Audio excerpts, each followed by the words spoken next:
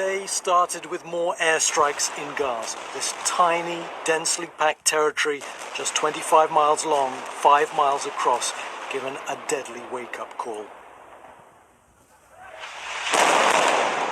And the day was punctuated with more massive bombardment, Israel saying it's targeting places associated with senior figures. Staff had been evacuated following warnings from Israeli officers. Israel says it was targeting Hamas military intelligence.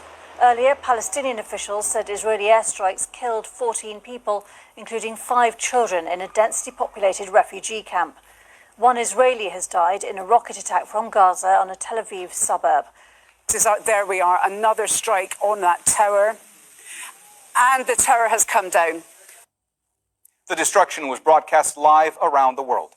Al Jazeera called it a clear act to stop journalists conducting their sacred duty to inform, and the Associated Press. And while militants have been killed, many civilians, including children, are known to be among the dead. And if they haven't lost relatives, more and more of those living in this impoverished strip are losing their homes and belongings and are in fear. Overnight, militant groups in Gaza sent a huge barrage of rockets into Israel. And while most were stopped, many did manage to get through, some hitting buildings. In Rishon LeZion, a 50-year-old woman became one of 6 Israelis who've now been killed. There we are, another strike on that tower, and the tower has come down.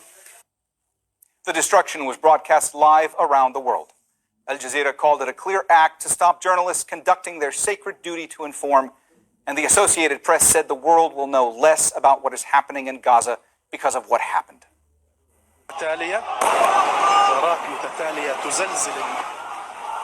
On the ground, people recorded and shared their footage online. Social media has transformed the flow of information about the conflict, but activists have accused sites like Instagram of blocking their posts. Israel's defense minister urged Facebook and TikTok to remove content that he says incites violence and terrorism. A Palestinian activist told us recently why social media is so important to people like her. Israeli media is really powerful. Israeli propaganda is really powerful. Our news, our stories couldn't reach anyone in the world.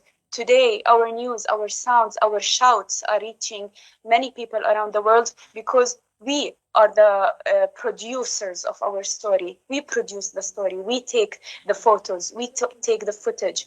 We take these stories and share them to the world. And this is why they started fighting against our stories and fighting against our posts.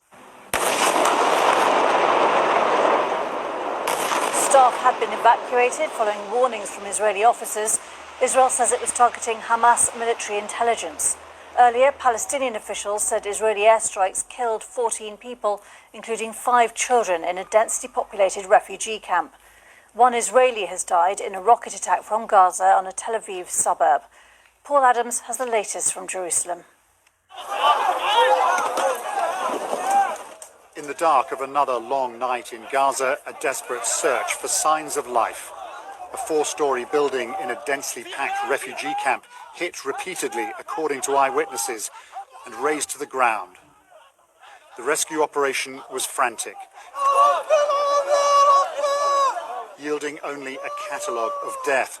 2 families obliterated, at least 7 people, including 5 children, aged from 5 to 14. Mohammed Hadidi has lost almost everyone.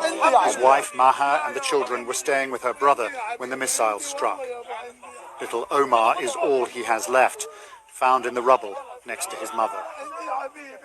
Images released overnight display an operation that shows no sign of letting up.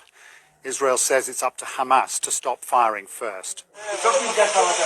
That's not happening either.